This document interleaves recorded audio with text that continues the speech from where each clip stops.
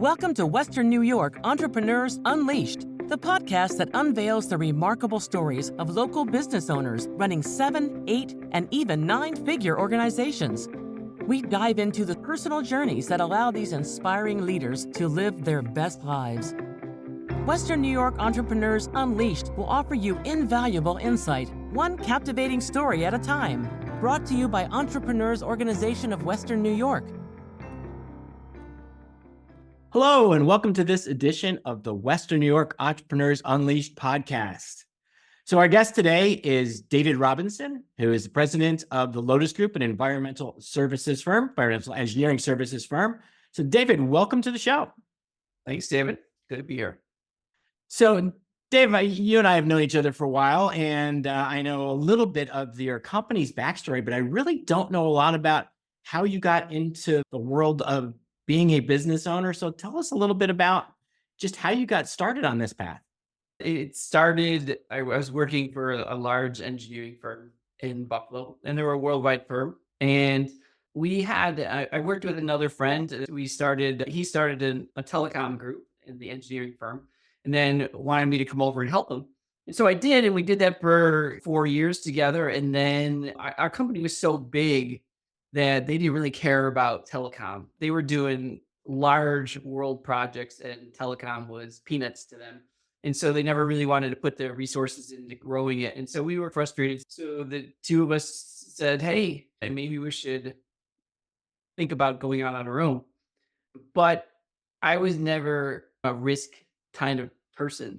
And so it was a difficult decision for me, even though I wanted to do it. We had a nice job and everything. And then my wife, Jody, was more open to that and open to trying new things and challenging yourself. And so some good conversations between us was what I needed to make the leap. So that's where it happened. And then we left, started our own company, and we each worked out of our house. The corporate office was next to the washer and dryer in our laundry room. That was where my desk was. When a client called, I had to reach over and turn off the dryer so that I could hear them. And so I always thought that was really funny. That's how it started. And we do inspections on cell towers. We make sure that what my clients are buying or building are not contaminated. And so I remember the first time I went out to visit a site, we were just like, let's save money as much as possible. So I remember going to a gas station and buying frozen burritos, and I put them in the windshield of our car as I was driving. I was down in Texas, so it was hot. So it would heat them up as I was going. And so in the beginning, it was all about burritos in the windshield and corporate office in the laundry room. So I love that. I love the ingenuity that goes with being a startup entrepreneur and the ways that you find to balance the books. But you would have mentioned one thing that sort of struck me, which is that being an engineer, you weren't necessarily the risk taker. So I went to an engineering college myself as an undergraduate, and I had a lot of friends who were engineers, and I would put them in the same category that most were not risk takers. And to leave a big company, successful career, you're doing well, you're getting a good paycheck, and to make that leap, you mentioned Jody helped, but what gave you the drive to do that? I think it was more just turned off by people not helping me promote what I wanted to do there. And that kind of helped too. But I think it was her just saying, you can do this. And that even if it fails, we'll be fine. She was working, had a full-time job also. So that kind of gave me a lot of confidence that, okay, we can make this work. And there wasn't a ton of risk because the company didn't care if we left. And we had 2 clients at the time. So we took the 2 clients, and the clients just cared about us, my partner and I. And so it was really not much of a risk for us. There was no non-compete or anything. And it was just, okay, we're going to take the clients to go. And we did. And That's so great. we hit the ground running, and it was almost status quo, but now it's just 2 of us instead of a group of people. So it was really great. No, that's awesome, David. And I really like a couple of things in there. That one, the importance of having that support. So for anybody, if you're already an entrepreneur, how important it is to have a support network around you, because you're going to have up days, you're going to have down days. And I think that goes with being a business owner, is pretty extreme swings, both ends of the pendulum.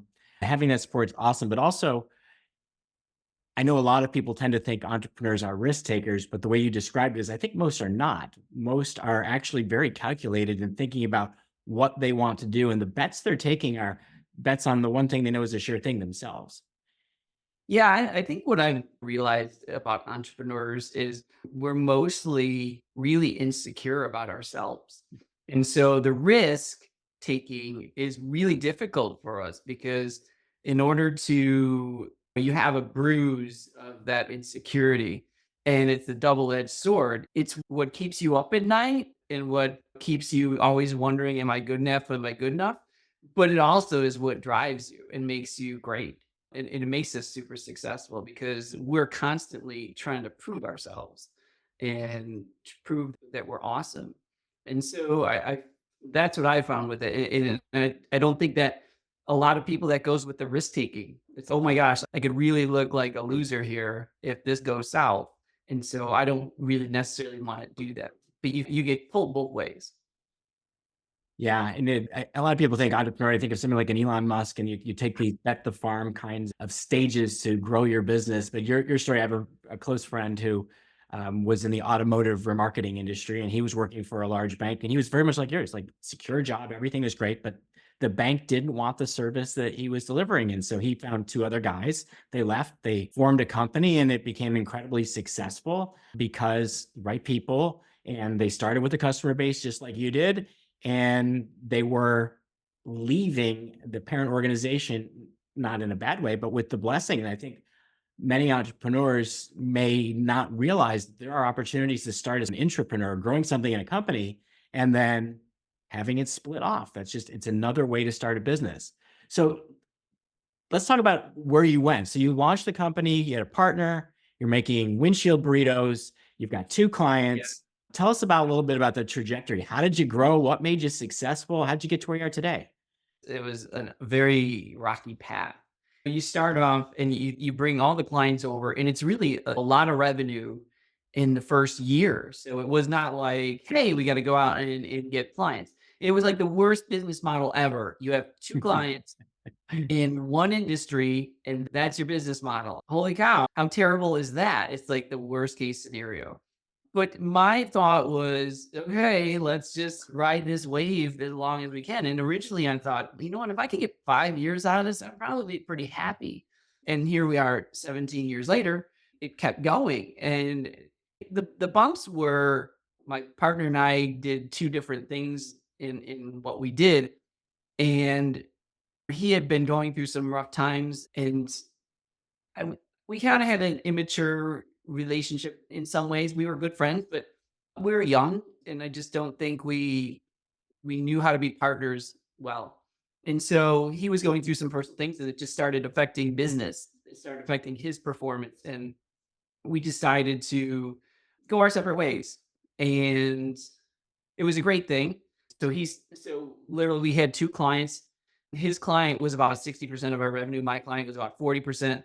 And then he took his client and I took mine. Literally, I lost a lot of revenue in one day because my portion was a little different. And so that was tough for me. It was like the first gut punch. Holy cow, I just lost all this work that I thought I was going to have. So that I was really depressed.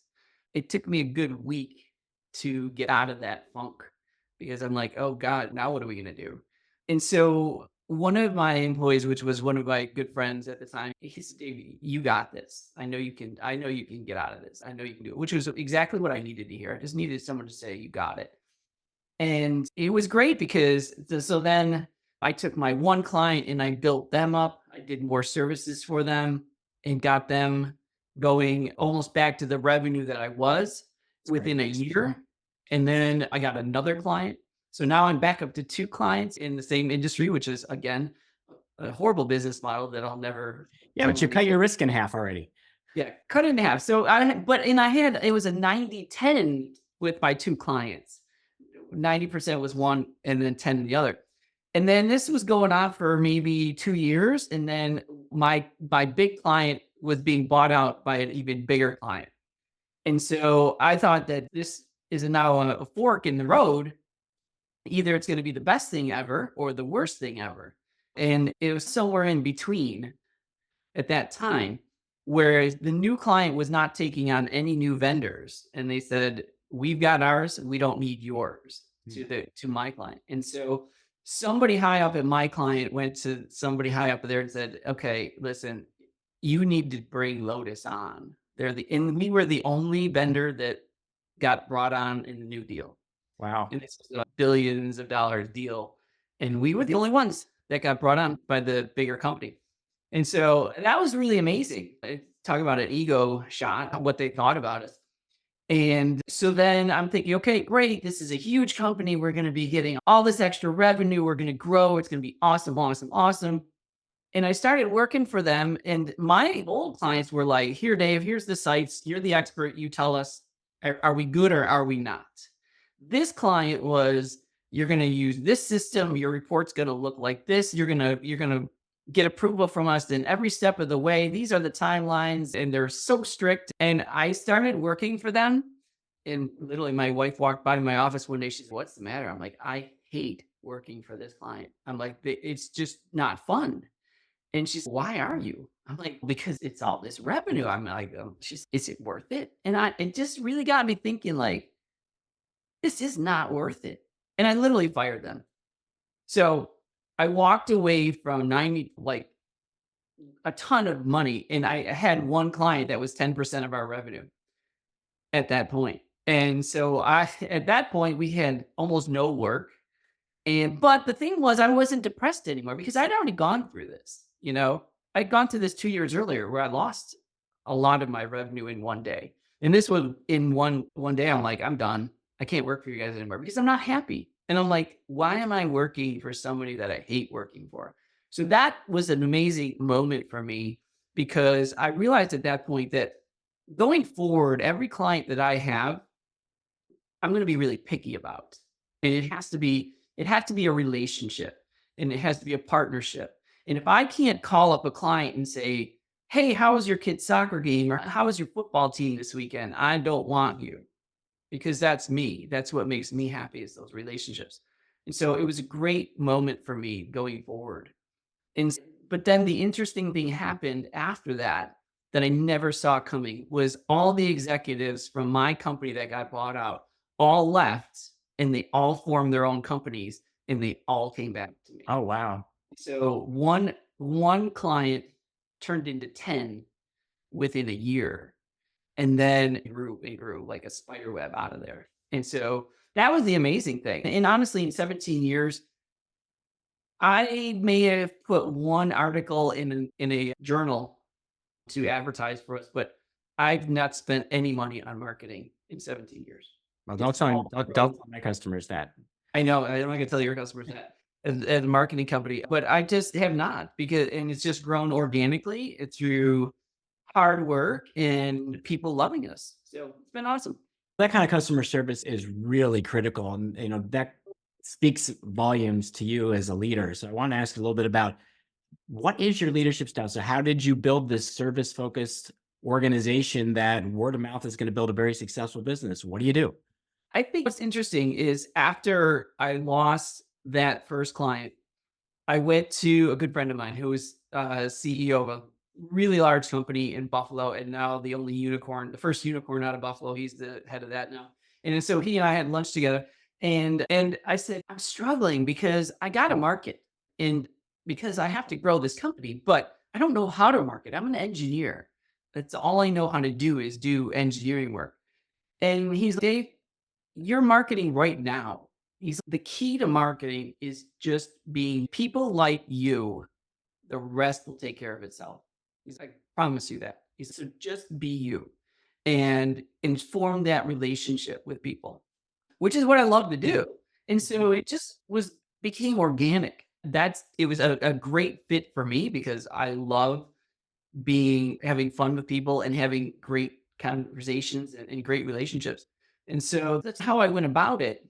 And then I had to get the staff to get in there because I was doing everything at that time. My wife was working for me, my sister, and my best friend. And so it was the four of us. And so we got to get more people outside of the friends and family circle. And so I looked on like Indeed or whatever, and I found a candidate that I really liked. And I set up an interview at a bar with her. And I told Jody, I said, I have an interview tonight at this bar. And she's like, you're interviewing a woman at a bar? I go, yes. And it's by design. And I said, because if that doesn't bother her, that's the type of person that I want. Someone that can just roll with the punches and be like, yeah, I'm cool with that. And so we had the interview, and it was Kelly, who now runs all my operations. And I told her that night, I said, I'm looking for somebody to take over running my business at some point, and I'm going to fade away. And she's like, that's going to be me. And it has been. It's been a great relationship ever since, where she's worked her way up to that spot. She's always wanted it, and she deserves it. And I've just been honest with my staff.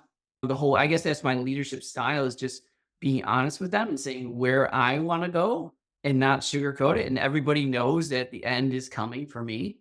And I'm starting to scale down, and it was always in the plans. And I can do fun things in life, and they get it, and they know that it's coming, and they can plan for that. So it's really, David, it's really fascinating because it's one of the questions I want to ask you about, because I knew about Kelly stepping into that COO, run the operations role. And I think a lot of business owners always struggle to get out of the day-to-day. And even when they're able to step out of the day-to-day and really the classic working on the business, not in the business, they're mentally still in the business. And it's really hard for people to give up control. So it seems like you did it really successfully. So I've got a couple questions about that. So, what enabled you first to just say, this is something I have to do? But then you found the right person, but then how did you transition that control and be able to let go? Yeah, that's a specific moment. I know about that too. Yeah. So with Kelly, that was hard to hire that first person outside of my comfort zone, because I've got family and friends that I trust, and to this day still trust wholly. But it wasn't just Kelly. I hired two other people, Miles and Matt, right after that. And they're still with me to this day. They're amazing employees. And so I just had a great core of us that worked really hard, really loved what we're doing and everything. But I was still the center, that cog and wheel model that is horrible, that everybody says your business is worth zero if you're the cog and wheel model, which was the first EO event I ever went to. This guy came in and told me about the cog and wheel model. And I said, holy crap, that's me. And my company is worth zero because I'm the center of that. So I realized right then that I had to do something to get out. And so we had an RV, and we had 3 little kids at the time. And so we just decided, hey, let's go on a 6-week RV trip across country. And I'm not going to work, and we're going to see how it goes. And so every client always gave work to me when it came in. And so it was, okay, I'm going away for 6 weeks. While I'm gone, you call Kelly. And if you need anything, I'm on the road, but whatever. I got 1 phone call in 6 weeks. Wow. And it was, my one client was so apologetic. He said, oh my God, I'm so sorry to call you this. I said, it's fine. And then when I got back, I just never took the clients back. And so Kelly became the point person, and nobody said a word. And then I started realizing, that's interesting. And the point that changed everything for me letting go was when I realized that moment that I was not as important as I thought I was. And that's really key to letting go to things, that there are other people on your staff that work with you that are better than you in a lot of ways and different and can do just as good of a job. And so when I went away and I was like, holy cow, everything's fine. Do they really need me? Or can day to day, am I needed? And the answer is no. And I had to figure out, okay, is there a better role for me where I can do things that I am great at and let them handle the day-to-day thing, and then just let go of it? And so that's what it was. It was really a specific moment in time where I just said, I'm just not as important as I thought I was. And it was great. It was freeing where I'm like, okay, those strings all got cut. That's awesome. It was wonderful.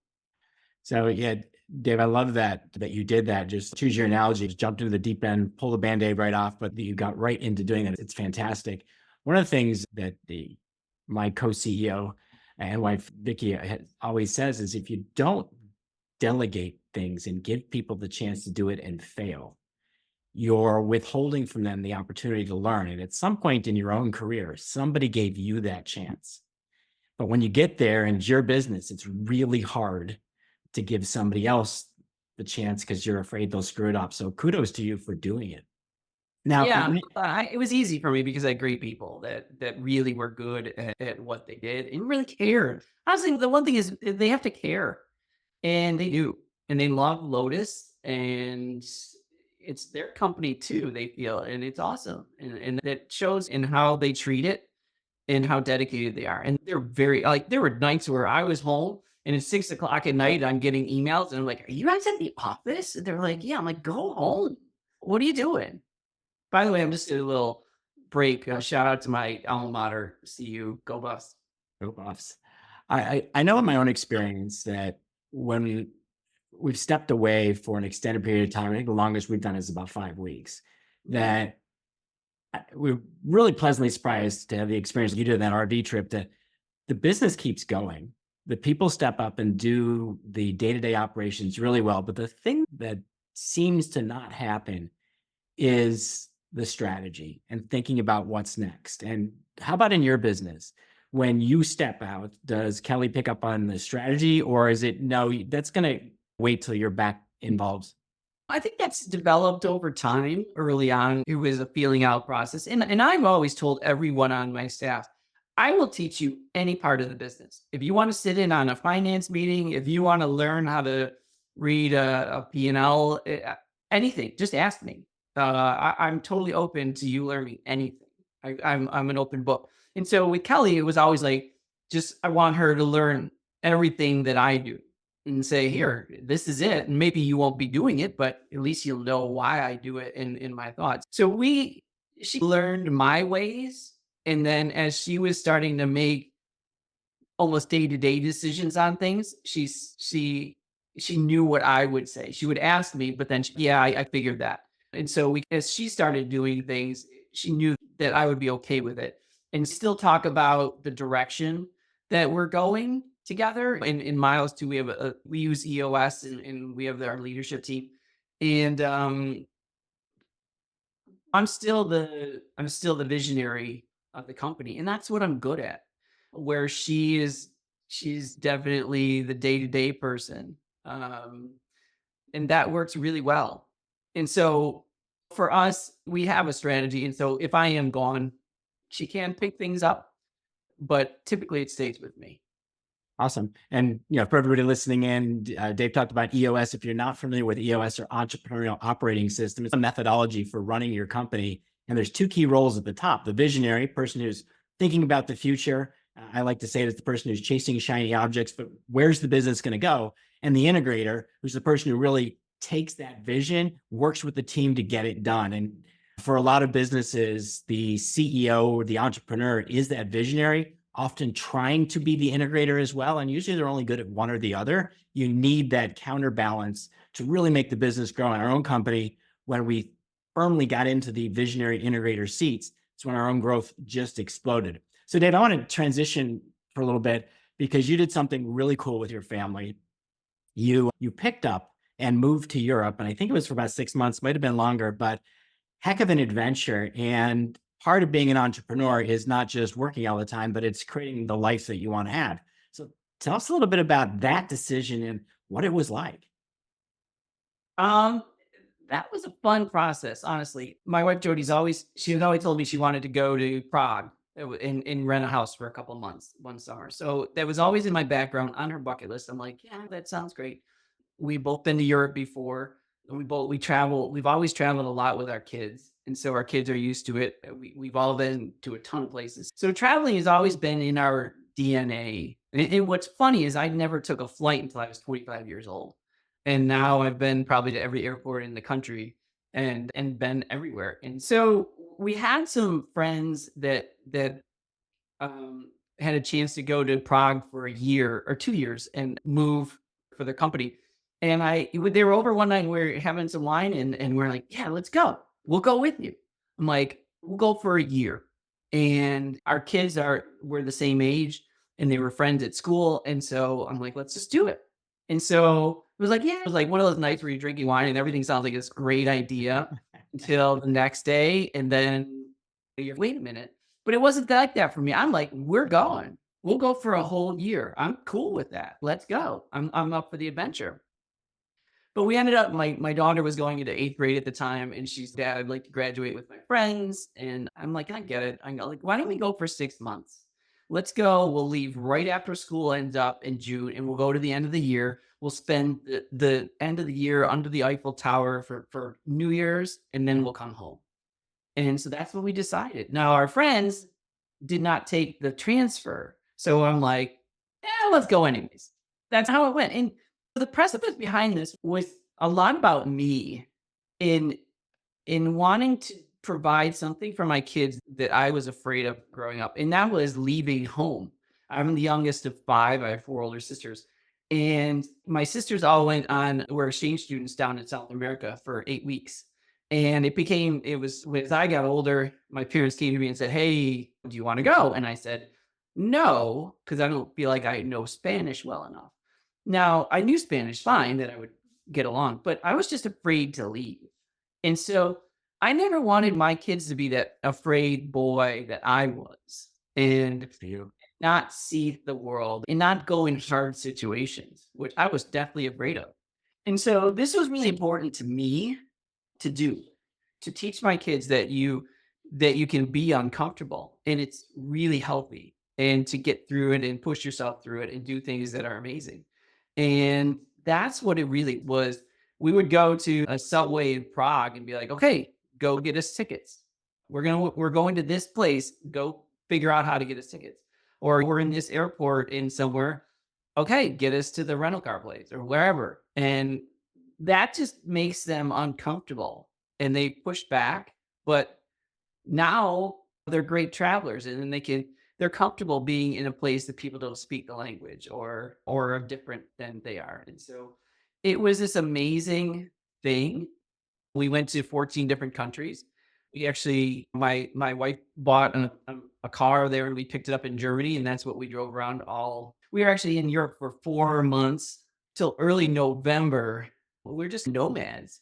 We had almost nothing planned. And where there were nights that it was Airbnb, we didn't have anything the next day. We had to scrounge and find something.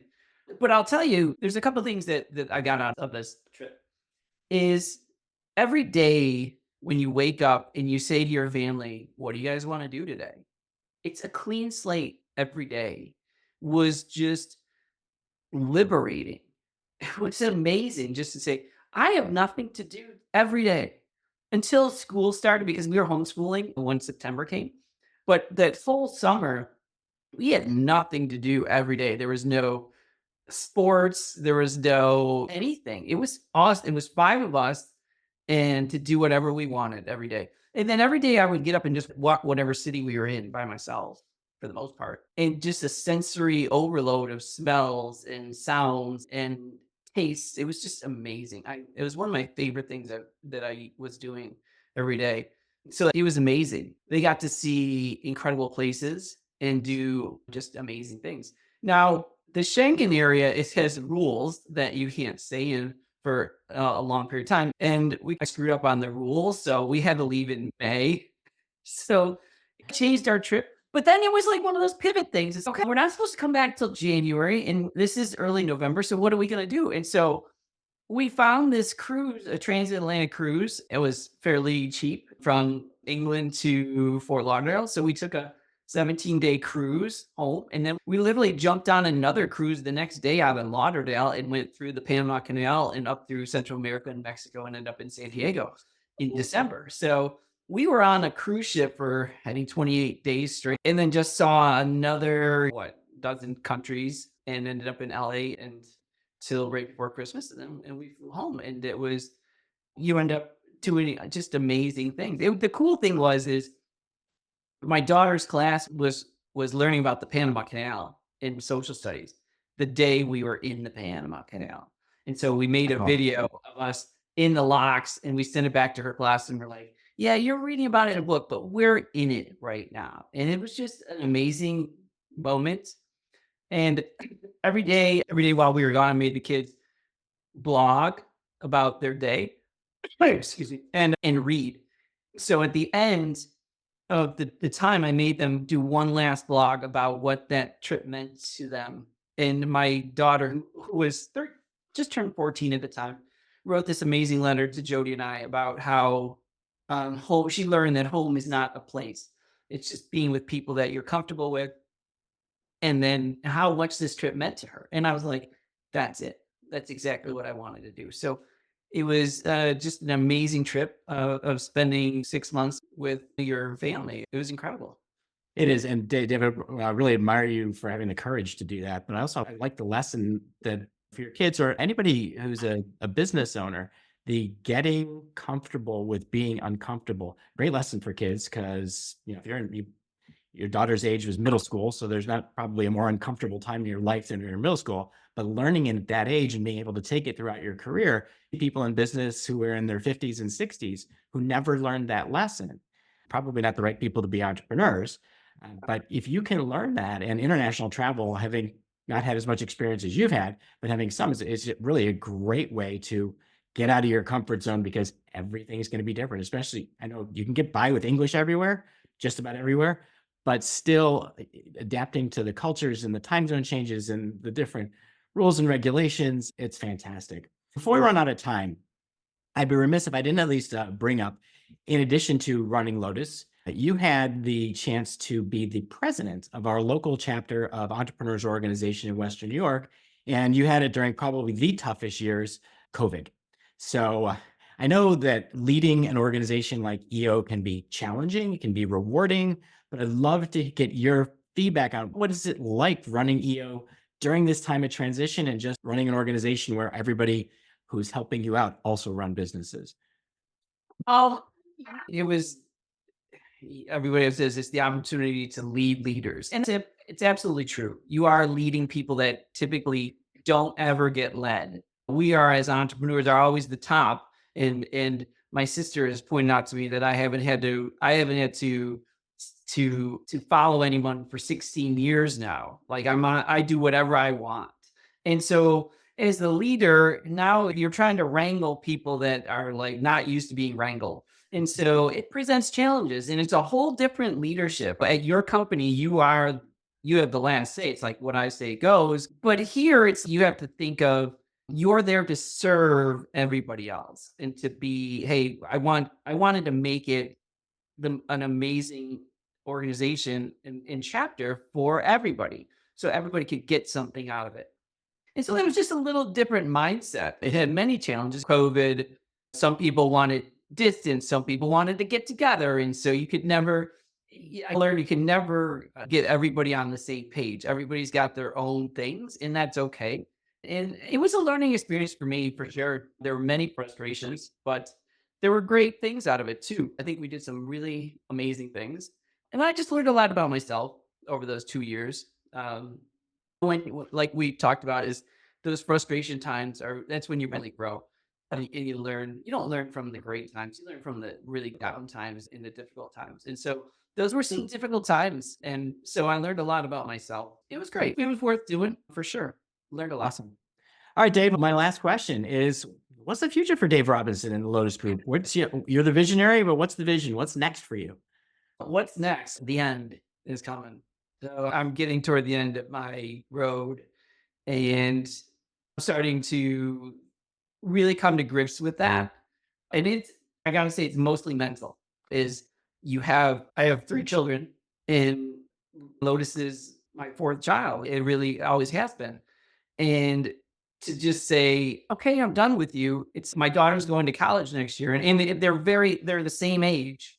Lotus and my daughter are the same age. And so it's basically, I'm letting my daughter go to college. And then I'm at the same time almost saying, okay, Lotus, now you're going away forever too. And so it's difficult. There's a lot of emotions that have to be dealt with. And so I'm sorting through that.